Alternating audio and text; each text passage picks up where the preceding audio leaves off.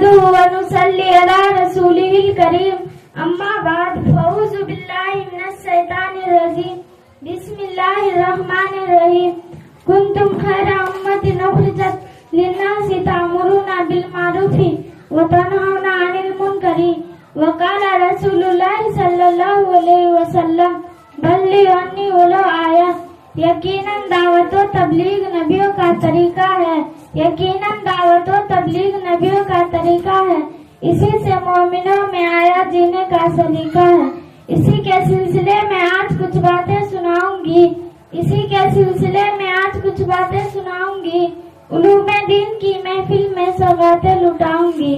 میرے محترم بزرگوں اور دوستوں، میری ماں اور بہنوں، اسلامی تعلیمات میں امر بالمعروف اور نہی عن المنکر کو خاص اہمیت حاصل ہے. دراصل تمام اعمال صالحہ اور زندگی کے تمام روزوں کی صلاح و فلاح کے لیے اس کی حیثیت اب حیات کی ہے. آج تک دنیا میں جتنے بھی نیک باتیں عام ہوئی ہے یہ سب تبلیغ کی بدولت ہے. قرآن کریم میں اس بات کی اہمیت کو بتایا گیا ہے. کسی اللہ والے اور عاشق رسول نے کیا ہی خوب کہا، سب کو راضی کر کے دیکھا، رب کو راضی کر کے دیکھ. سب کو راضی کر کے دیکھا، رب کو راضی کر کے دیکھ. سارا کام کر کے دیکھا، اس کام کو کر کے دیکھ. امت محمدیہ کے متوالوں، دعوت و تبلیغ میں کتنی حلاوت و چاشنی اور کتنے دن سے بھولے بھٹکے لوگ صراط مستقیم پر گامزن ہوئے اور کتنے لوگ مشرف بالاسلام ہوئے، اس کی ایک لمبی تاریخ ہے. سرکار دو عالم صلی اللہ علیہ وسلم نے صرف 63 سال کی عمر میں دعوت و تبلیغ کے ذریعے اسلام پھیلائے اور ہر طرف پرچم اسلام کو لہرا دیا.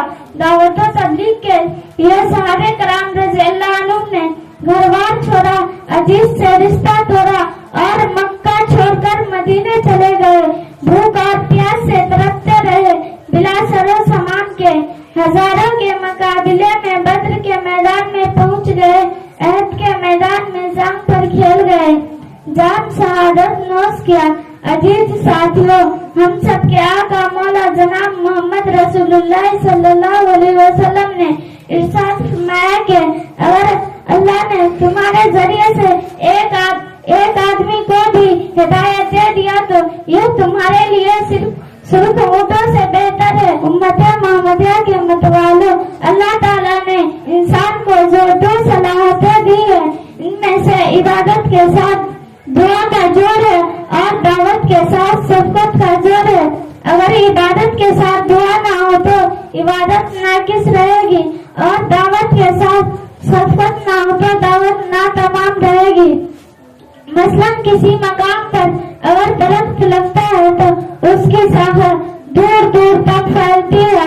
الحمدللہ نظام الدین مرکز میں جو دینی درخت لگا ہے اس کی شاخیں آپ دیکھنا چاہے تو آسٹریلیا میں بھی نظر آئیں گی، لبنان، تہران، جاپان میں بھی نظر آئیں گی، افریقہ کے جنگلوں میں بھی نظر آئیں گی، یورپ اور امریکہ کے مرغزاروں میں بھی نظر آئیں گی.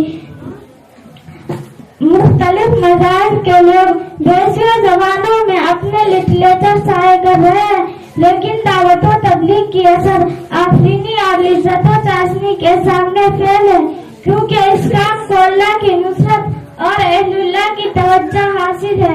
یہ کام ہمیشہ پھیلا ہے، یہ کام برابر پھیلے گا، یہ کام